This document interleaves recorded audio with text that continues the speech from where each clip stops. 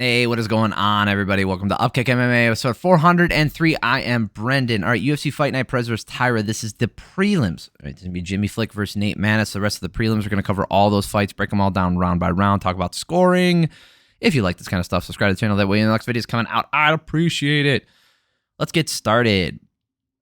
All right, Nate Maness taking on Jimmy Flick.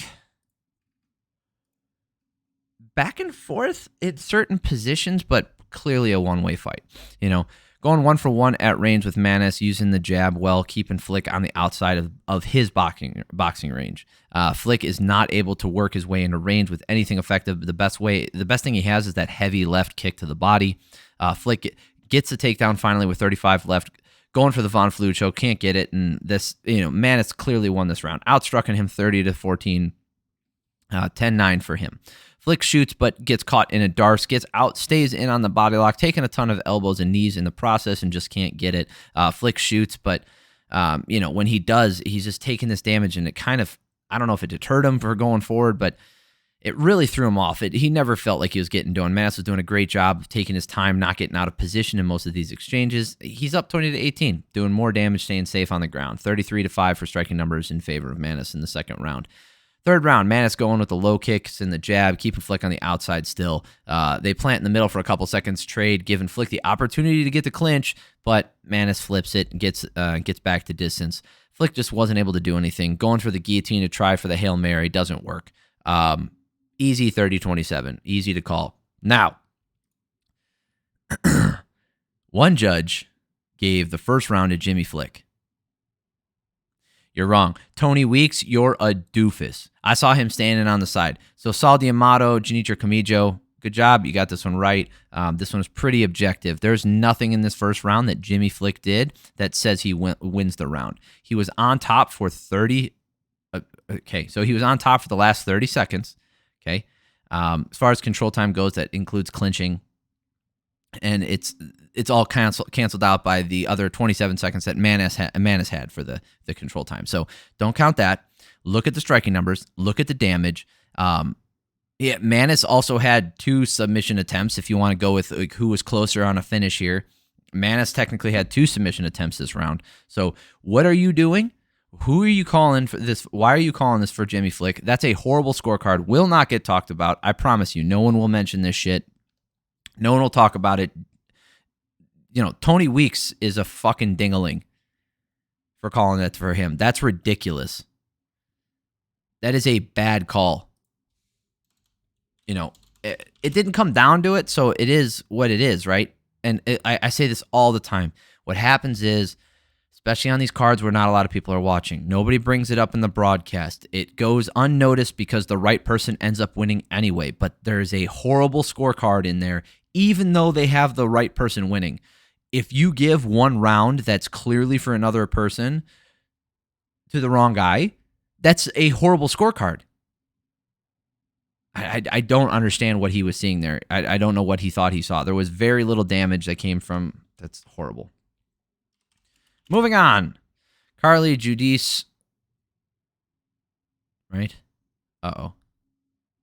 Versus Gabriella, Fernandes.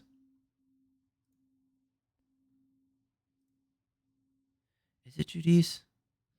Well, now I don't remember.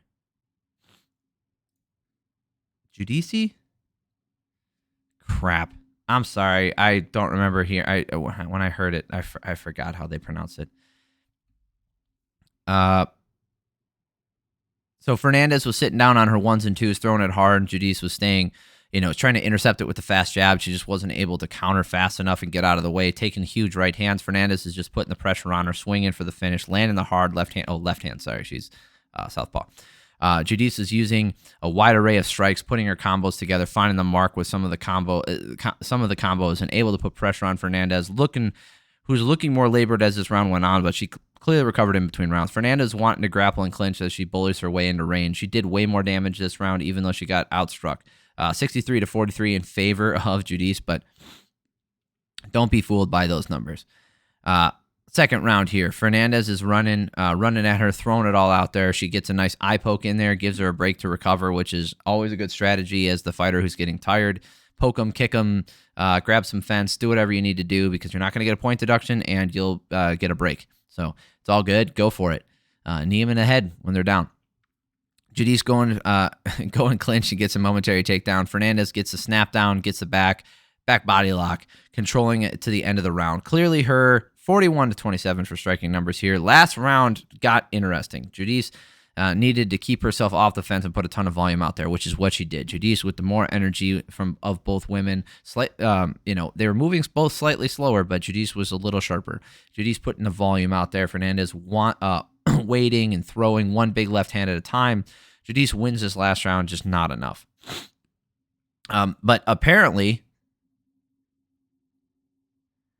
Mike Bell and Chris Lee both get this one right. Somehow Adelaide Bird gave that first round to Judice. Now, if you think all punches are equal, you're stupid. But then you can give that round to Judice. Otherwise, if you're a normal person who has experience watching fights or being hit, knows that all punches are not equal. Stupid. Jeka Saragih versus Westin Wilson. Boy, the way Saragih ran across here, he runs across, throws a right hand, and Wilson tries to touch gloves. Wilson said afterwards, he's like, that's the last time I try to touch gloves. Wilson looks like a deer in the headlights and having the head straight up in the air when they're going through these striking exchanges, which luckily didn't last very long. Wilson gets an easy takedown, going for the guillotine. Didn't have the right angle on it, but gets the triangle. Saragih lifts him up and slams him down, but falls deeper into that triangle, and then Wilson gets the very, very calm, they called it an armbar win from the back. Armbar triangle armbar. A great finish for him. Very, like I said, super, super calm.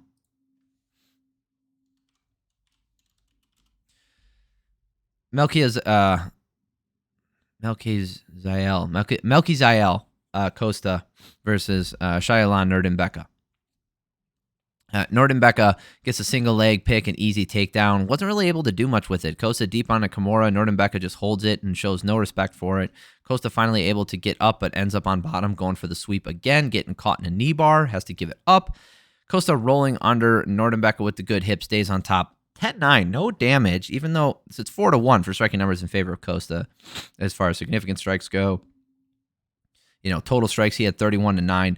If you gave this to Costa, I maybe understand for the damage, but he was in a submission attempt, and he wasn't doing a ton of damage, so no damage either way, and he had way more control. So Nuerdanbieke wins that one for me. Nuerdanbieke, a couple shots, and Costa going with the high kick, but gets the planting foot picked up, which is really weird. And as he's kicking the foot that's on the ground, Nuerdanbieke reaches for it and just yanks it out.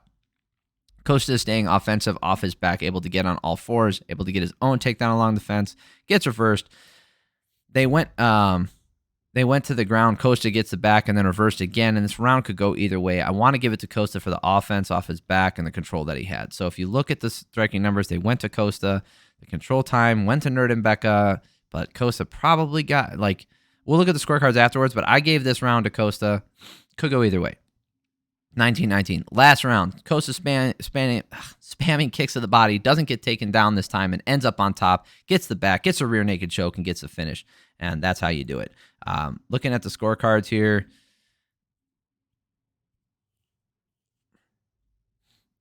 what the heck?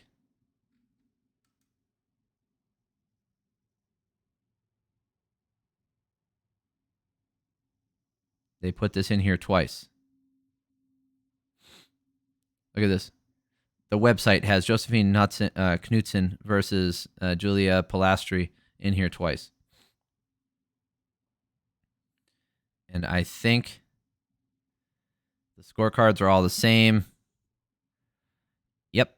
Okay. So I guess we don't have scorecards. Can't look at those. Oops. Thanks, guys.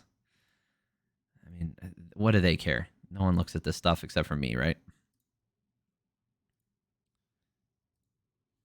Speaking of those two,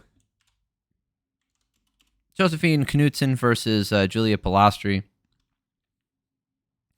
Kicking at range, both women with low kicks and front kicks. Knutsson looking more proficient in those movements. Polastri being forced to the warning track, can't find any openings. She's just waiting, and Knutsson is picking her shots.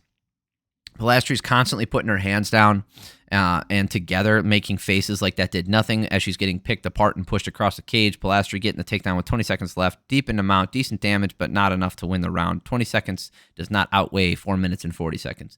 10-9 to Knutsson. Striking numbers here, 61-34.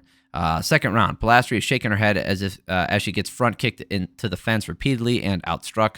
Polastri gets a takedown with 250 after 1 minute. Knutsson kicks Polastri near the head, but not in the face, and she gets warned about it. You have replay. Just show that it didn't kick her in the face. Yes, it was, stupid, and she shouldn't maybe be in more control, but people need people in the shoulder all the time on the ground, so why can't you kick them in the shoulder? It's the same thing.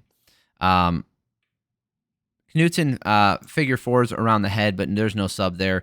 I felt like Polastri could have got this round with the control time, but if you look at the damage, I live I scored this for Polastri. Might be my fault for overdoing that, but I don't feel like Knutsson landed so much damage. So I had 19-19. Last round, Polastri keeps in the center, or at least not backing up this round because of the threat of going to the ground. Knutsson is not throwing as much. Still way ahead, though. Polastri going for the takedown, can't get it. Knutsson does not want to play with the ground and ends up on bottom and then reverses with 45 seconds left. Then ends up on top. She was ahead anyway, 39-25, and that's it. I had it for her 29-28. All three judges had it the same way, but they disagreed on they gave that last round to Polastri. Like I said, I might have screwed that one up. I'll take that one. Watching it live, I don't know what it was. I gave it to Polastri. This is a very short video. Fantastic. Yeah, we're all done. I mean, in my opinion, I didn't say this in the last video. If you didn't watch these, there's probably a good reason. No, there's a ton of named fighters on here. Not a lot of excitement going into this one. We have a big UFC coming out next weekend, I think. So the next, I think the next card pretty sure the next card is the pay-per-view, right?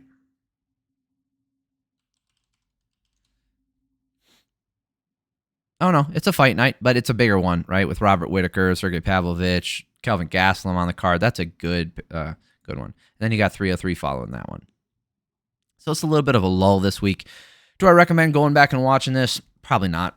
This one ain't worth your time unless you're a more hardcore fan trying to look at some up and coming fighters. Tyra is really good and can challenge for the title in the next couple of years. But other than that, it wasn't much for you. Not a whole lot of excitement. Finishes were coming kind of late in some of these rounds.